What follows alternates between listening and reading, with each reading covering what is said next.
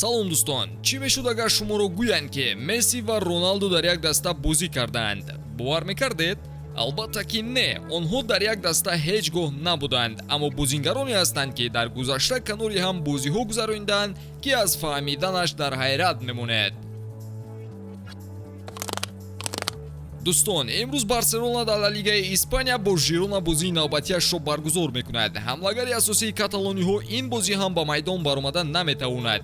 оё бидуни Левандовски Барса камёб мешавад ё не? тамошои ин ва дигар бозиҳои футболиро бо хизматрасониҳои ширкати 1x ҷолибтар гардонед. дар 1x регистратсия осон ва пардохт аз тамоми гӯшаи канори дунё, вале муҳимтар аз он бонус то $100 бо промокоди TOUCHFOOD.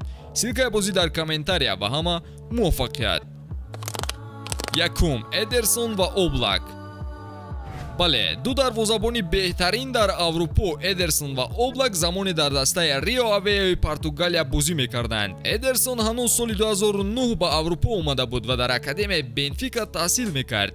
баъди гузашти 2 сол ӯро ба Риберао фурӯхтанд. дастаи навбатиаш Рио Аве ба ҳисоб мерафт. ҳамон соле ки Эдерсонро Рио Аве харидорӣ кард, Облак низ барои 1 сол ба иҷора гирифта шуд. ҳамин хел мавсими 2012-2013 Облак ва Эдерсон ҳамдаста буданд. онҳо метавонистанд дар Бенфика ҳам канори ҳам бозӣ кунанд, вале роҳи онҳо ба дигар самтҳо ҷудо шуд. Облак аз соли 2010 то 2014 бозингари Бенфика буд, аммо бештари вақт ба иҷора дода мешуд. Эдерсон бошад аз соли 2015 то 2017 он ҷо буд ки Сити талабгораш шуд. дуюм, Алвес ва Рамос. Дани Алвес ва Рамос ду рақиби оштинопазир дар бозиҳои Эл Класико ба ҳисоб мераванд. шояд шумо намедонистед, вале онҳо замоне ҳамдаста буданд. ин ба назар чунон ҷолиб аст ба монанди ҳамдаста шудани Месси ва Рамос. хулоса, Рамос ва Алвес дар асл бо ҳам бо дӯстӣ ошно шуда буданд.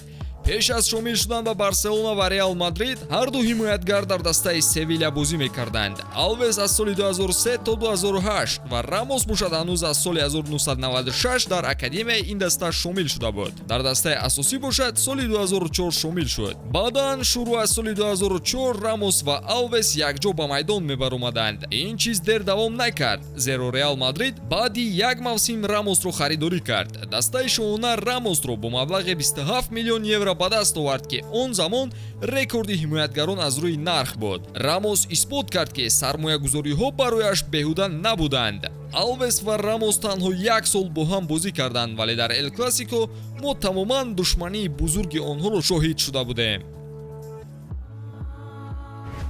сеюм, Озил ва Ракитич. ин ду футболбоз ҳам дар Эл Класикоҳо бозиҳои зебо нишон медоданд, вале замоне ҳарду якҷо шарафи Шалке 04-ро ҳимоя мекарданд. Озил ба дастаи ҷавонони Шалке соли 2005 ҳамроҳ шуд, дарҳол ба ҳайати асосӣ ҷалб кардандаш. Ракитич бошад аз Базел соли 2007 харидорӣ карда шуд. дар якҷоягии онҳо танҳо 6 моҳ бозӣ карданд ва Озил ба Бремен моҳи январи соли 2008 гузариш кард. чорум, Роналдо ва Обамянг. инаш ҷолиб неке, ду футболбозе ки аз насли гуногун ҳастанд. ҳамин хел аст, вале он замон яке нав оғози корнома дошту, дигаре дар охир қарор дошт. Роналдо дар 31 солагӣ ба Милан шомил шуда ҳамаро дар ҳайрат гузошта буд. Обамянг бошад нав оғози ҳунарнамоиашро соли 2007 бо гузариш кардан ба Милан ба қайд гирифт. ӯ танҳо 18 сол дошт. онҳо як мавсим бозӣ карданду Роналдо ба Бразилия ва Обамянг бошад ба сайёҳати иҷоравиаш оғоз кард. новобаста аз ин, Обамянг он 1 солу фаромӯш нахоҳад кард. вақти Челси бо Милан дар Лигаи Чемпионҳо рӯбарӯ шуд, Обамянг нишон дод ки аз Роналдои легенда чиҳоро омӯхтааст ва ҳамчунин қайд кард ки росташро гӯям ӯ футболбоз бо вазни зиёдатӣ буд, вале аз ҳама беҳтар. дар ёд дорам Карло Анчелоти ӯро маҷбур ба машқҳо равон мекард. Роналду савол медод ки чӣ кор кунам, давам ё гол занам. Анчелоти голро интихоб кард ва Роналдо бозии баъдӣ 2 гол зад. хотироти хуб бо ӯ доштам. панҷум, Гвардиола ва Тоти. шумо Пепро ҳамчун легендаи Барса ва Тотиро аз Рома медонед. чӣ хел онҳо якҷо бозӣ карда буданд? сабаб дар он буд ки Пеп хонаи худро соли 2001 баъди ҳунарнамоиҳои сершумор тарк кард ва ба Италия рафт. сараввал ӯ ба Браша шомил шуд. соли 2002 бошад, ба Рома гузашту 1 сол он ҷо бозӣ карда баъдан ба Қатар рафт. ҳамон 1 сол Пеп бо шоҳи Рим якҷо бозӣ мекард. Тоти дар Рома аз соли 1989 то 2017 бозӣ кардааст. Кадом соле бозингари нав ки меомад, ҳатман дар канораш ӯро медид. Гвардиола ҳамчунин бо Роберто Бажио низ бозӣ кардааст. Тамошобинони калонсоли мо аз о хуб огаҳӣ доранд.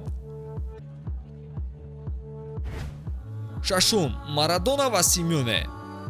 бале, ду Диего дар корномаашон замони якҷо бозӣ мекарданд. Ҳар ду дар як вақт соли 1992 ба дастаи Севилия шомил шуда буданд. Марадона танҳо як сол бозӣ карду баъдан ба ватанаш рафта корномаашро хотима дод.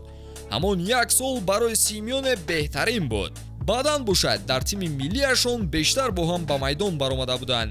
Симеоне соли 1998 дебюти байналмилалиашро ба қайд гирифт, 6 сол пеш аз хотима бахшидани корномаи Марадона. ҳамчунин бояд қайд кунем ки ҳар ду футболбоз Аргентинаро дар ҷоми ҷаҳонии соли 1994 намояндагӣ мекарданд. ҳафтум. Почеттино ва Роналдино. шояд аз номи онҳо баъзе ба қарор риояд ки хешу табор ҳастанд, вале не. Почеттино ва Роналдиньо дар ПСЖ ҳамдаста буданд.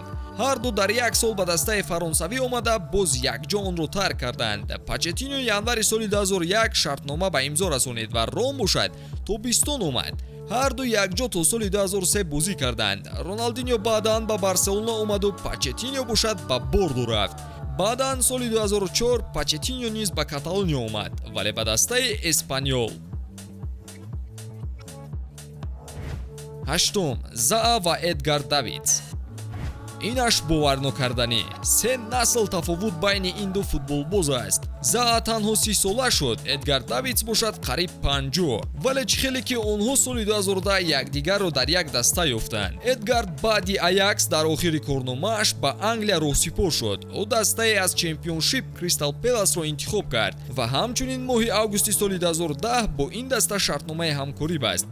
Заа бошад дар дастаи ҷавонони Кристал Пелас бозӣ мекард ва дар 17-солагӣ моҳи марти соли 2010 дар ҳайати асосӣ бозӣ кард.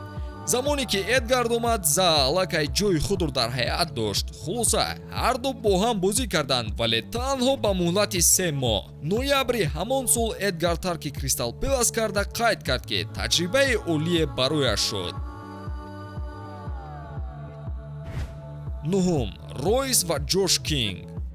агар бозиҳои премер-лигаро тамошо кунед, Ҷош Кингро мешиносед. ӯ дар Борнмут, Эвертон, Уотфорд ва дастаҳои чемпионшип бозӣ кардааст.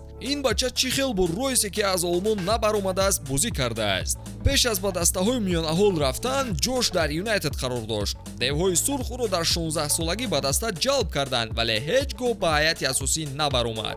он замон ӯро ба дастаҳои дигар иҷора медоданд. аввал ба Престон Норс ва баъдан ба Боруссия Мюнхенгладбах. ана ҷои асосияш расид. ӯ ба дастаи олмонӣ соли 2011 шомил шуд, яъне як сол пеш аз тарки Боруссия кардани Ройс. ин қиссаи кӯтоҳтарини навори мо мешавад, зеро Ҷош танҳо 2 бозӣ дар Мюнхенгладбах гузарониду шартномааш бо сабаби ҷароҳаташ бекор шуд. ӯ ҳамагӣ 19 дақиқа дар Бундеслига ба майдон баромадааст. даҳум. Ривалдо ва Каземиро. беҳтаринҳои ду насли охир. Ривалдо аз Каземиро 20 сол калон аст, вале замони онҳо дар як даста бозӣ карда буданд.